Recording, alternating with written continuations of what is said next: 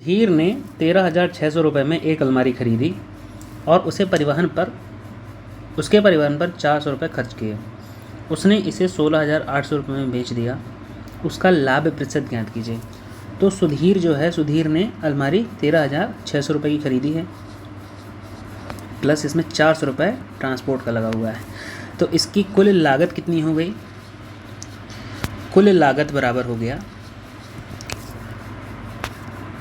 0 0 6 4 10 के 0, यहाँ से लगा 1, 3 और 1 4 और ये 1। कुल कीमत हो गई 14,000 रुपये। अब इसको वह 16,800 रुपये में बेच देता है। ये इसकी कॉस्ट प्राइस है और ये इसकी सेलिंग प्राइस है। सेलिंग प्राइस मतलब विक्रय मूल्य और कॉस्ट प्राइस मतलब क्रय मूल्य। 16,800 रुपये में बेच देता है। अब देखिए, बेच रहा है 16,800 रुपये में, लागत उसकी 14,000 थी। Selling price is greater than cost price. हमेशा क्या होगा इस स्थिति में? इस स्थिति में लाभ होता है। लाभ कितना होगा? 16,800 माइनस कर देंगे 14,000, तो ये हमारा आ जाएगा कुल बचत या लाभ। 2,800 रुपये का उसका क्या हुआ? लाभ हुआ। अब पूछ रहा है लाभ प्रतिशत बराबर। लाभ प्रतिशत का फॉर्मूला होता है लाभ बटे क्रय मूल्य गुणे 100, profit upon CP into 100। Profit हो रहा है 2,800 रुपये का, कॉस्ट प्राइस थी 14,000 रुपये, गुणे 100। ये 0 से ये 0 कट गया, ये 0 से ये 0 कट गया और ये 0 से ये 0 कट गया। 14 एकम 14, 14 दूनी 28। यहाँ पे कितना है आंसर? 20% का लाभ सुधीर को हुआ। अगर इस क्वेश्चन में ये पूछता कि कुल लाभ कितना है, तो कुल लाभ बराबर आ जाता 2,800 रुपये, और लाभ प्रतिशत पूछ रहा है तो लाभ प्रतिशत बराबर हो गया 20%। अब अगला क्वेश्चन देखते हैं। रवि ने 7,65,000 रुपये में एक पुराना घर खरीदा और उसकी मरम्मत पर 1,15,000 रुपये खर्च किए। ठीक है, देखते हैं। 7,65,000 रुपये का एक घर इसने खरीदा है रवि ने, और 1,15,000 रुपये इसकी मरम्मत कार्य में लगा दिए। तो कुल रवि ने कितना लगा दिया घर में? लागत कितनी आ गई? इसको जोड़ लेंगे। 0 0 0 5 5 10 1 6 1 7 और 1 8 7 और 1 8 8,80,000 इसका क्या हो गया? लागत या क्रय मूल्य। लागत कहें या क्रय मूल्य कहें, लागत बराबर आ गई 8,80,000 रुपये। फिर उसने इसे 5% के लाभ पर बेच दिया। उसे कितना मिला या कितने रुपए उसको प्राप्त हुए? अब देखिए, ये होता है क्रय मूल्य। क्रय मूल्य को ही हम लोग 100% मान के चलते हैं। 5% इसको लाभ कमाना है, 5% लाभ निकालना है। तो 8,80,000 का इसने 5% निकाला होगा। 5%, जहाँ पे परसेंट होता है, परसेंट की जगह क्या आ जाता है? 1/100। ये हो गया 0 से 0 ख़त्म। 5 0 0 5 0 0 5 8 40 4 5 8 40 4 44। 44,000 रुपये इसने क्या किया? लाभ लिया और घर को बेच दिया। लाभ किस में लिया होगा? लाभ इसने क्रय मूल्य पर लिया होगा। तो 8,80,000 इसका लागत है या क्रय मूल्य है, और इसमें इसने 44,000 रुपये का लाभ कमाया है।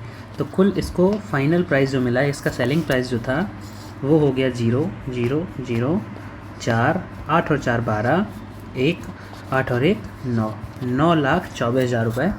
अतः रवि ने घर को जब बेचा होगा तो उसने इतने रुपए में बेचा होगा। तो कुल कितना रुपया मिला? सेलिंग प्राइस कितना आया? 9,24,000 रुपये।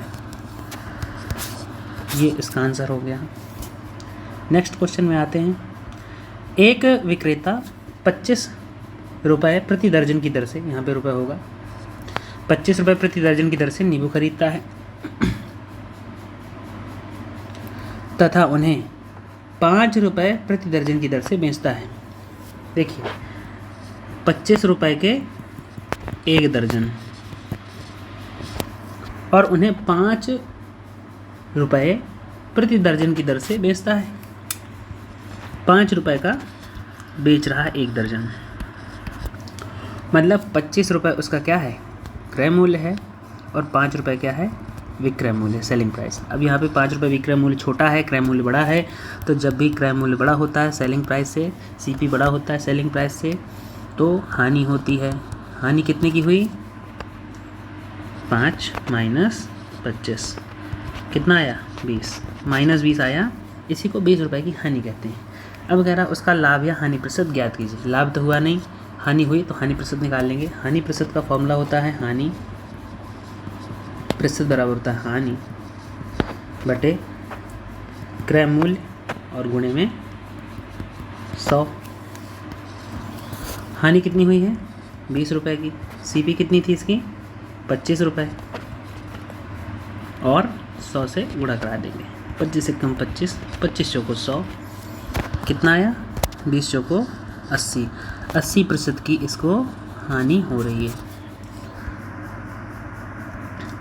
अगला क्वेश्चन देखेंगे।